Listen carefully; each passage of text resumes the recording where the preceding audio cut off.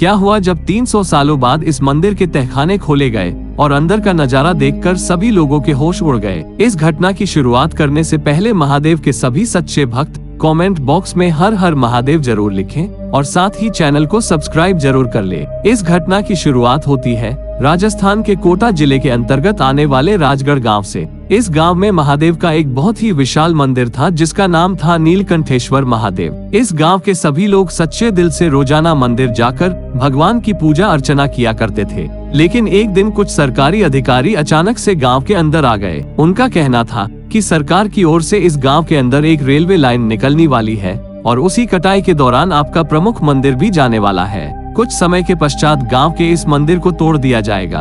और सरकारी अधिकारी की ये बातें सुनकर सभी गांव वाले बहुत ज्यादा गुस्सा हो गए। उनका कहना था कि हम हमारी जान दे देंगे लेकिन इस मंदिर का बाल भी बांका नहीं होने देंगे। लेकिन सरकार के आगे गांव वालों की एक भी न चली और कुछ ही दिनों के अंदर मंदिर तोड़ने का आदेश भी आ गया।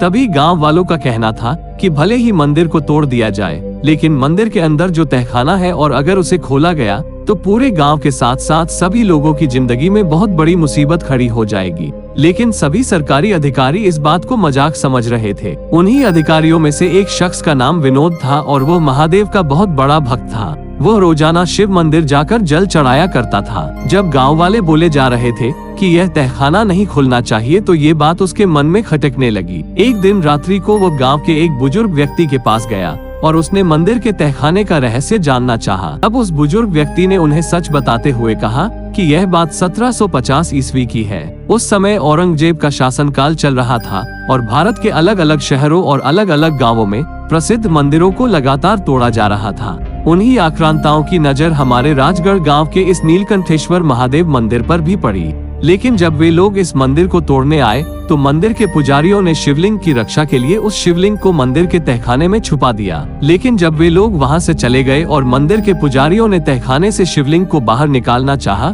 तो वो शिवलिंग का वजन इतना ज्यादा हो चुका था कि वे लोग उसे वहां से हिला भी नहीं पाए। जिसके बाद भगवान की मर्जी है यह मानकर उस शिवलिंग को हमेशा हमेशा के लिए उसी तहखाने में ही स्थापित कर दिया गया और किसी प्रकार की कोई समस्या न हो इसलिए तहखाने के दरवाजे हमेशा हमेशा के लिए बंद कर दिए गए। जिसके बाद अब तक किसी ने भी उस तहखाने को नहीं खोला और किसी ने गलती से भी उस तहखाने को खोलने की कोशिश की तो उसकी भरपाई पूरे गांव वालों को करनी पड़ी। अगले ही दिन उस मंदिर के तहखाने खुलने वाले थे लेकिन अब विनोद को इस सारी सच्चाई का पता चल चुका था। लेकिन वो एक सरकारी अधिकारी होने के नाते सरकार की सारी शर्तों को मानना भी जरूरी था। जब अगला दिन हुआ तो सभी सरकारी अधिकारी उस तहखाने को खोलने आए क्योंकि वो अंदर का रहस्य जानना चाहते थे। किसी और के ऊपर कोई मुसीबत न आए इसलिए विनोद ने ही तहखाने को स्वयं से खोलने का विचार बनाया। विनोद का भाव बड़ा ही सच्चा था और महादेव का बहुत ही बड़ा भक्त था। तहखाने के अंदर पहुंचने के बाद उसने देखा कि वहां पर तो एक शिवलिंग मौजूद है और उसने भक्ति के बल पर उस शिवलिंग को उठाने का प्रयास किया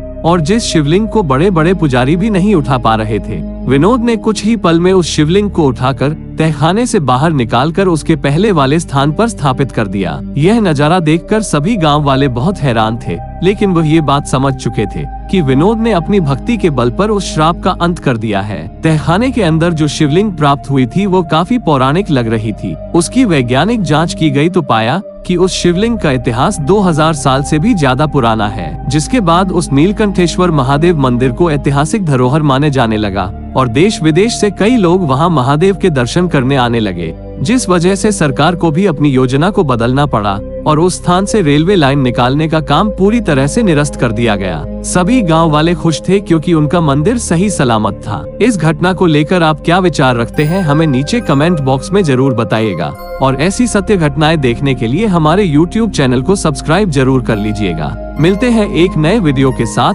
तब तक के लिए आप सभी दर्शकों को हर हर महादेव।